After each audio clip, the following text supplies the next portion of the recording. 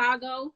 It's a real honor to meet you and to talk to you. I'm so excited. My name is Thanks for Shanti having me. Johnson, Thanks for OG in having me. the game, and I just interviewed Common the other day, and I know you had done a lot of work with him. So just shout Yeah, out big to bro. everybody in Chicago. So I just want to say congratulations on all your success that you've been going through in the business. I must admit, I'm a little older, so I wasn't quite as familiar with you a few years ago, but I'm up on you now. Appreciate it. And I have this mental health organization called Silence the Shame. And when I saw the title of your latest album was PTSD, I was very intrigued, and I'm excited to be able to talk to you today. Can you talk about some of the trauma you experienced as a young man growing up in Chicago and why you decided to name, your first single and your album PTSD? Yeah, but growing up in Chicago, especially where I come from on the east side of Chicago, you endure a lot of things, especially at an early age. They turn boys into men where I Yeah. come from. So, growing up, I seen murders and stuff like that when I was a kid, before I was even a teenager. 9 years old, I seen my first murder when I was with my mom. Are you And then serious? yeah, I was probably like 9 years old, and we were helping one of my aunts move out of her place. And back then, when we used to move out of houses, I don't know why my family always did it. Every time we moved, we would leave like midnight, 2 in the morning, and go to the next place that we moving to. So it was late, Mm-hmm. and some guys was just standing in front of the house, and somebody walked up and just started shooting and shot one of the guys and left him on my aunt gate and stuff like that. But I didn't, Yeah. I like, it scared me, but I don't know, for some reason it was just like I snapped back into life, and life goes on. And by the Right. time I got like 14, when I was in 8th grade, I started to lose a lot of my friends. Like, you know what I'm saying? My friend Faison, he passed away when I was in 8th grade, and that was like probably my first heartbreak in the streets. Mm-hmm. And just being in Chicago, you have to adapt, you have to adjust and adapt to your environment real fast, because you can't really, I know a lot of times people use the expression, they may take your kindness for weakness, but people see, like, I feel like humans are like dogs almost. They sense fear, you know what I'm saying? Mm-hmm. So No where I doubt. come from, you can't really dwell on losses. You can't really dwell on losing someone. You can't dwell on death. You can't really grieve, because everybody going through it. So Yeah. you don't want, it's like you're not special in that sense. You're not the only person. You're not unique in that sense. Everybody is, you know what I'm saying? Is everybody experience death where I come from. So you can't go outside and cry. My brother passed away yesterday because somebody else's brother passed away, and you know what I'm saying, they may not know how to deal with that or grieve a certain way. So you could potentially lose your life just from grieving where I come from. That's crazy. So it's almost like you become desensitized to it, like, Yeah, because it's a hundred happening so percent. much around you. 100%. And that's why I named my album PTSD, because I thought I was normal. Everybody think they normal when you going through stuff. When Right. you paranoid, you just think that's just a part of life. You think, oh yeah, if I go to the store, I could die. But that I'm not the only person, you know what I'm saying, that's going through this. So you are desensitized by it in a lot of ways. So that's why I named it PTSD, to bring awareness to it, not only for myself, but for so many others around me that, you know what I'm saying, can't really understand and can't really, you know what I'm saying, solve a lot of the problems that come with life. I'm a firm believer that nothing is a coincidence in life, so you got to just lean towards, you know what I'm saying, your problems, lean towards your fear, and just face whatever adversity put in front of you for the greater path that you have for yourself. So that was important for me to do so, because I felt like I was helping millions of, people. Yo, listen, you are helping so many people. I don't even know if you realize it, but like your story is incredible and it's Trying. powerful. And like, we need you. We need you so much. Appreciate it. But I no, want it's to ask important. you also. It's just as important to the music as the music to me. That's right. That's right. I want to ask you also, when did you, or if did you ever start seeing a therapist, and what was that experience like for you? Because, being able to overcome the discomfort of speaking about that trauma, and just talking about mental health. Because, even for me, like when I was in the music game and I was like working with Outkast and all those guys and Goody Mob, like we had to talk about mental health. It wasn't a Yeah. cool thing to do. So like, when did you say like, screw it, I'm just going to tell my story? I'm still kind of getting comfortable with doing so right now, but I do have a therapist. I went to go see my therapist for the first time probably close to 2 years ago, a little over a year and a half ago. And it was hard. I didn't think that it was gonna be nothing that I would be interested in doing, or something that I even thought was for me, because I got a strong mind, I feel like. So it's like the stuff that I went through, I thought it was normal. I didn't really think I was suffering from, you know what I'm saying, a mental health disorder. I didn't think that any of this stuff was going on was wrong with me. I thought carrying a gun, all above, I thought it was normal because this is what was put in front of me. Yeah. Um, but I actually got arrested in Chicago about 2 years ago for a Yeah. weapons charge. And it wasn't even a part of my conditions for, you know what I'm saying, court or anything like that. My lawyer just referred for me to try to go see a therapist because I was telling her, like, even when I come back from Chicago to go to court, I'm still in fear of my life. So even if I have to hire security, 24-hour security, I still feel like I need to have a gun around me 24/7 just to ensure my Mm-hmm. safety. So it's Mm-hmm. not about a matter of guns or anything. I have to have these. I have to protect myself. You know what I'm saying? It's a It's matter like you of feel like you're in survival mode. yeah, absolutely. As soon as I get back to Chicago, I snap right back into the same mentality. And you got to understand that you can't really judge somebody until you walk around in their skin, because who True. am I to not want to have the right to protect myself, to protect my life? I'm not going out to try to hurt anybody. But Right. anyway, when I went to go see my therapist for the first time, I was nervous, you know, to tell her a lot of the stuff that I've been through. But I think it helped me because it was somebody that could chime in and listen to your problems from a point of view that's never heard or seen any of these things. You know, my therapist, she in her mid-30s, she a white woman, and a lot of stuff I was telling her she never heard of. She never even thought that life existed for Yeah. kids this way. You know what I'm saying? I Yeah. was 14, 15, seeing murders right before my eyes. I got shot when I was 16 years old, and I came right back outside and put myself in these same environments again because this was all that I knew. And I come Mm-hmm. from a two-parent household. I grew up with both of my parents, but when you go outside, the things that you endure on a day-to-day basis, they can't help you get through these obstacles, you know. Um, so just telling her a lot of stuff I've been through, I was nervous. I split my ID in half, just holding on to my ID. I didn't even Wow. realize what I was doing. I was just talking and Yeah. split my entire ID in half, just nervous, telling her a lot of stuff because I didn't know if I was telling her anything that could incriminate me or anything Understood. like that, you know. So, but it was a good experience. One trip turned into five and so on and so forth. She helped me a lot though. I'm really proud of you. That's dope. That's dope. The next thing I want to ask you is, I'm sure you've heard about the recent deaths of Ahmaud Arbery, and I'm Yes. glad that the people that killed him are now arrested.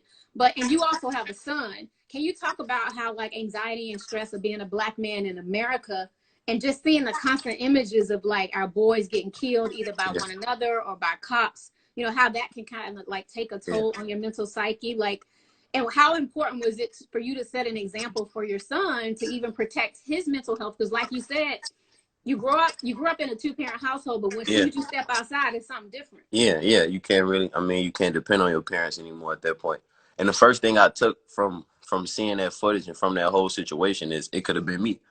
You Mm-hmm. know, because he young, I'm young, and from their point of view, they probably just seeing a black man. A lot of times they afraid of us. You know, they seeing a black man or whatever reasons, whatever demons they fight in their head for whatever reason. I felt like it could have been me, just Mm-hmm. in a neighborhood or, you know, in my mom's house, one of my aunt's house. I walk around all the time. I'm a normal guy at the end of the day. I know my status in life, but I don't really walk around like I'm a big celebrity, or I'm a normal guy. So I do go walk around when I feel like it. I would go in the store by myself, you know what I'm saying? So Right. the first thing I took from that is it could have been me. And you got to take that extra step just to make sure that your life is ensured at all times. Those are the reasons why I want to have a gun on me, to make sure that I'm protected at all times, because situations like that, it's not always something that has to do with being in a gang or street violence or anything like that. It's just ensuring that the next step you take, you're safe. And that's important for me, especially having a son, because that's who depend on me. I have a life that I have to cater to, you know what I'm saying? And Mm-hmm. every decision I make got to be strategic for the better of my son. So as a father, you would want to, you know, just tell your son about these things, about the things that they may encounter in the world, you know. So the older my son get, I'm gonna teach him about, you know what I'm saying, a lot of the stuff that's going on, and I don't want him to be naive to the fact that the world is an ugly place, and you got to move. So I move accordingly, knowing that the world is an ugly place. I move accordingly, knowing that every day I step out this house, that I could be killed, or I could be a victim of racial profiling. I could be a victim of police brutality, all of these things. And I take that into account with being a father, with being an artist, with just being a black man, period. And I try to, you know what I'm saying, express this to as many people as possible. Nothing in life is a coincidence, you know, like we got to get to the root of the problem. You know, this is just a never ending cycle at this point. You know, Ahmaud isn't the first person that's Oh, came to their demise by, you know, racial profiling or we got just a being at the long way. wrong place or the wrong time. You know what I'm saying? So it's not a coincidence. It's not something that we can ignore, and it's something that's important, especially being a black man and a black father out there.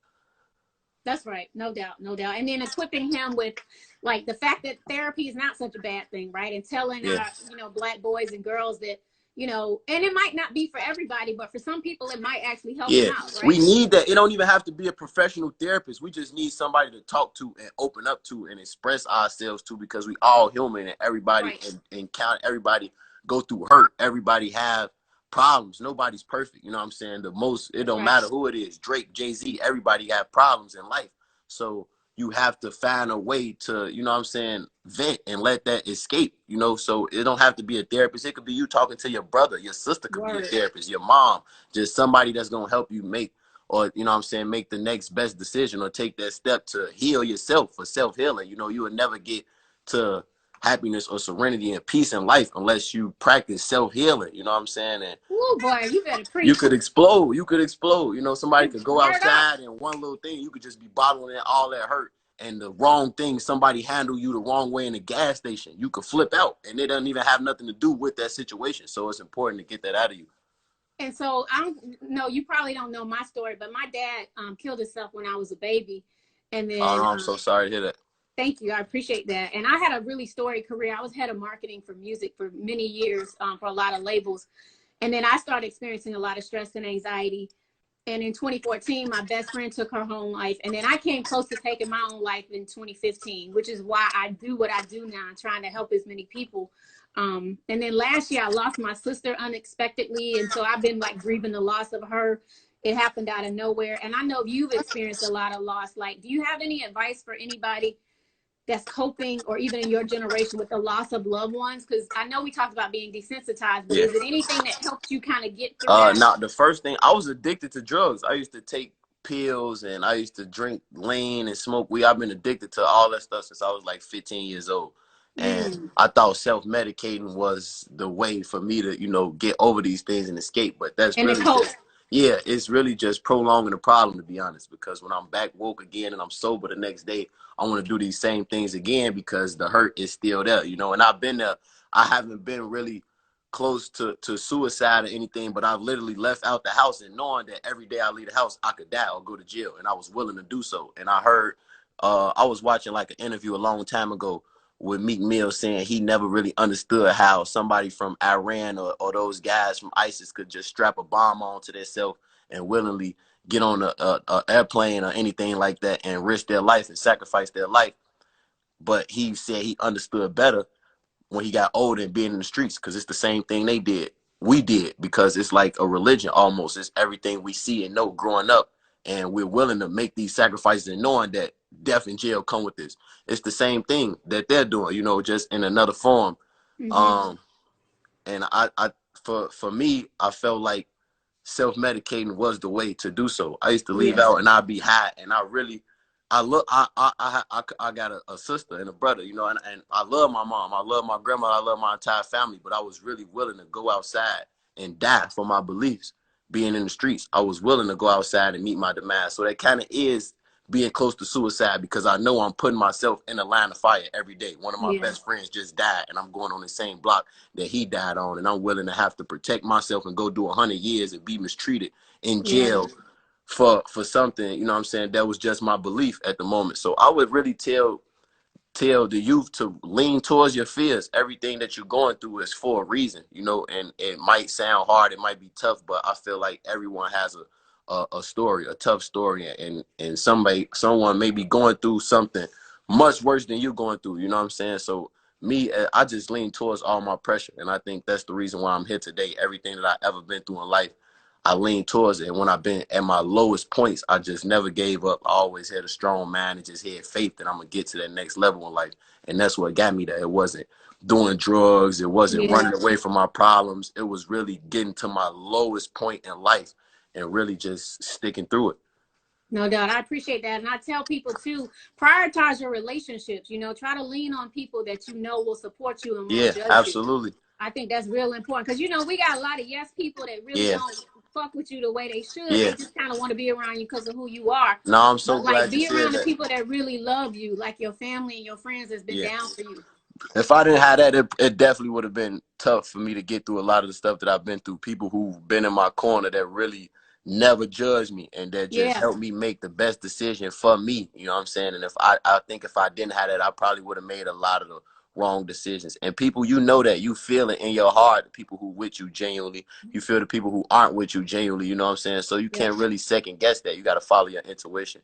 And that's one of the reasons why I'm talking to you on, you know what I'm saying, this live Yeah. today, because I always follow my gut instinct, and I made those tough decisions to, you know, do what was best for me. And the people who love me understood me making those decisions. You know what I'm saying? So you got to have people in your corner like that for No sure. doubt. And I thank you for going with your gut and even taking a chance on me. You didn't know Yeah. me, but No, that means absolutely. a lot, man. That means Absolutely. So now that means we could do this whenever.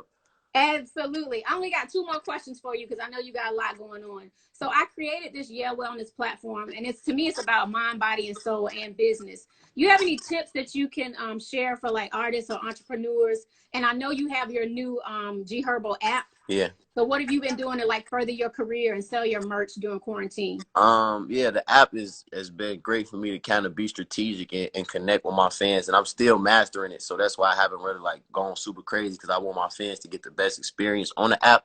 Yep. So just I think you have to really take that leap of faith, that blind leap of faith, and believe in yourself, especially being an entrepreneur and being young and being, you know, black in this world that we're in today.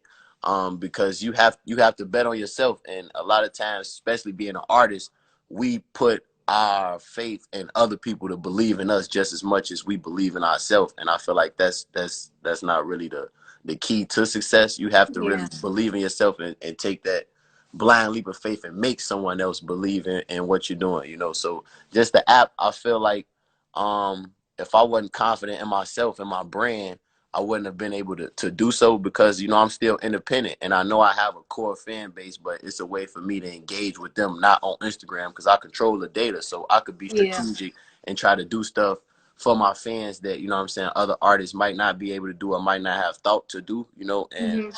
of course, everybody not going to support what you're doing. You know what I'm saying? Everybody not going to believe in what you're doing. But as long as you believe in it and you just keep doing the next best thing to get better every day, I feel that you'll be successful. I think the key to success in life, period, is just believing in yourself and planning. You got to plan. You got to have a proper strategy, of course, and you got to execute. You know, there's nothing wrong with sitting in the house for Yes. months to reinvent yourself. There's nothing wrong with that. You know what I'm saying? A lot of times, especially with the internet and it being like a popularity contest, we feel so much in a rush to do something because you see what everybody else on the outside is doing. But everybody got their time to shine, you know, so you just got to plan properly, be strategic, you know, of course, be original, be creative, and believe in yourself. And I feel that you could really, you know, reach limits that you never thought for yourself. So hold up. You sound like you've been here before. Boy, you got a I don't lot. know. Yeah, don't I'm sound only like your mom and 24. daddy, boy. You I'm got only a lot of 24. juice. I've been around the block a few times though. No doubt. So I got one last question, but I want to shout out No Limit Natex. She wants you to know she love you. Let I me tell you, love your you too. army is deep up in here. They love you. They want you to come to Tampa. They want information on the Deluxe album. So I promise those two people I I've will been tell you hearing that. Tampa a lot. The Deluxe, I was supposed to drop the Deluxe on the first, but I just still been, you know what I'm saying, planning it. I'm independent, so I got to do everything myself, pretty much, me and my team. So we just making Yes. sure we get the best life out of everything that we trying to do strategically. Just like I said, we planning basically. So No my doubt. Deluxe, it's gonna come this month. I think the date we got for it is the 22nd. Y'all heard it here first. So Hey, wait a minute. Okay, hold on. We're not dropping bombs and announcements today. I love yeah, it. they heard it here All right. first. So lastly, for any of your fans, like from Chicago or anywhere around the world that's watching, who face similar experiences and feel like, you know, I like this line. I can't sleep because it's a war zone going on inside my head. Shout out Yeah. to you for that line. What do you tell them to address, you know, how they feel or being comfortable about opening up Mhm. about their emotional health and wellness?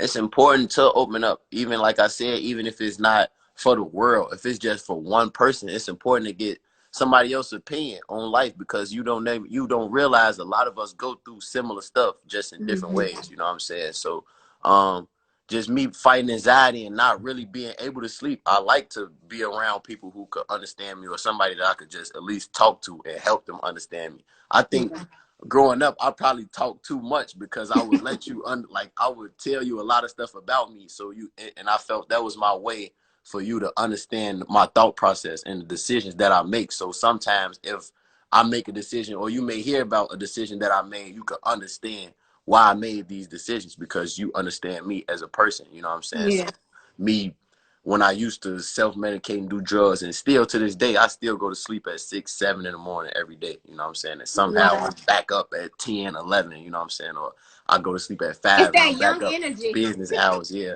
I still lose a lot of sleep just thinking about stuff. And it's not really, I wouldn't even think it's more so always negative things. You know what I'm saying? I like to turn negative into positive. So I think I'm up at night thinking about how, whatever my frustration may be, for example, I may be frustrated with my music, and I'm up thinking about how can I be creative or strategic to do something around that to, you know what I'm saying, get me back in my comfort zone, you know. So a lot of times we could turn our negatives into positive. When you up and you fighting anxiety and you stressed out about a certain thing, you could turn that, you know, that energy from you just being woke to, Yes. you know, to better your situation. And you could become from a boy to a man overnight, you know what I'm saying, if you Word think up. that way. Word up. And I just want to let your fans know, we are Silence to Shame. You can visit us on silencetoshame.com. We post a lot of helpful information on the website if anyone needs any help. We also got a podcast, and I'm probably going to put this conversation up on our podcast on iTunes. But y'all, check out our podcast and check out our YouTube page, Silence to Shame TV. As I mentioned, Herbo, this is Mental Health Awareness Month. I can't thank you enough for doing this because Thank you. your voice means so much, and you got a big sister now. I know you got Yeah, I aunties was and just about to say, cousins, I think we should do something but for the I podcast. really Whenever you need me, I I'm feel here. comfortable talking to you. Me too. So whenever you need me for something for the podcast, or even if we do a face-to-face when all this is over with, I'm down. And We you know just what keep else in I want to do? contact. I'm gonna tell you, this is all God, because 2 years ago I had reached out to Commons people, because we go way back, and I said I want to do a documentary on PTSD in the hood. And then to talk to you right now, this is an idea I've had. I don't know how we make this come to fruition, but I Yeah. think it's a powerful story for us to tell. No, I'm interested in that. I could bring you to my neighborhood and you would see PTSD on every angle of that block, every inch of that block. You would see PTSD in so many different ways, you know, and I think we could do something real big with that, where we could not even, you know, help the younger people, but we could help, you know, older people too, older Yeah. generation, the generation